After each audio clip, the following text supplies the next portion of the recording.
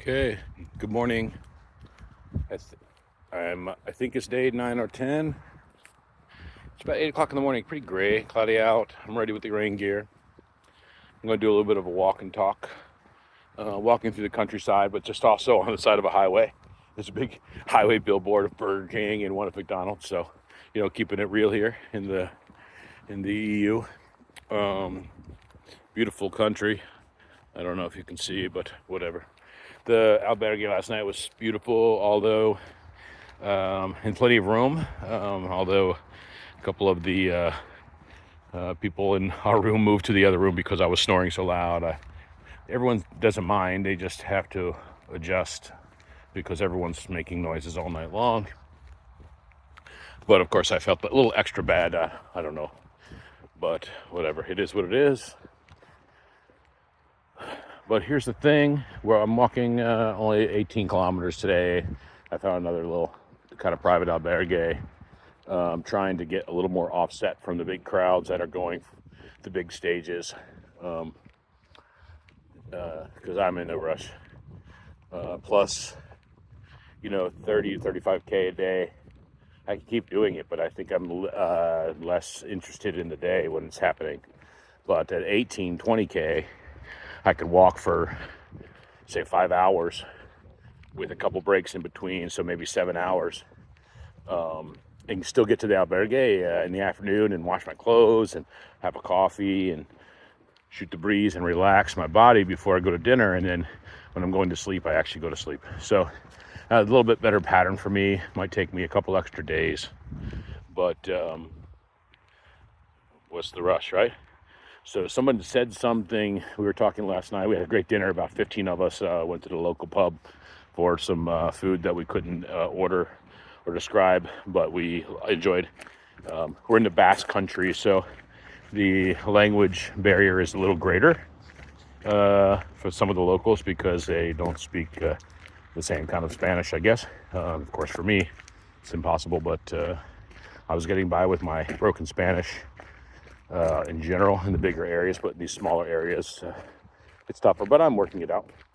But even the Spanish-speaking pilgrims I was chilling with were having an interesting time. But so someone said, it's really hard to, not hard, but it's really not reasonable to plan ahead more than like a day or two when you're on the Camino, because there's so many factors, weather and your body and your mind and what's available to stay and how far you want to walk and whether there is to see, that you really can't even look 3 days out. Hard to even look 2 days out.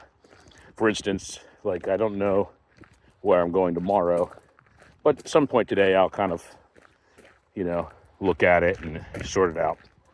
And so I'm walking with some people, and we're talking about this. It's one of the common things, conversations that happen on the Camino, is we talk about, oh, what are you doing next? And then the response is usually, I don't really know. And then you go on talking about other things. But it keeps coming up. We're always asking this question. So where are you going to next? I'm not really sure. Okay, anyway. So not to get too philosophical. I mean, this is not some new idea, but what if we lived our life like that a little bit more, right? Sure, you have to plan for the future a little bit, and a lot of it sometimes, but generally speaking, for all the energy we put into worrying about tomorrow and planning too far ahead, if we put just a little bit more of that energy into just what's happening today, it might make today, I don't know, more pleasant or more manageable or more exciting or more whatever. So again, not some, deep new thought or concept, but we often forget about how simple it would be to live more present moment. And I think that's what the Camino is about. Oh, here comes the perros. Hey, doggies. Whoa, some big doggies. And horsies. So anyway, that's kind of the recurring theme, I think, that keeps coming up. Hola. Buenos días.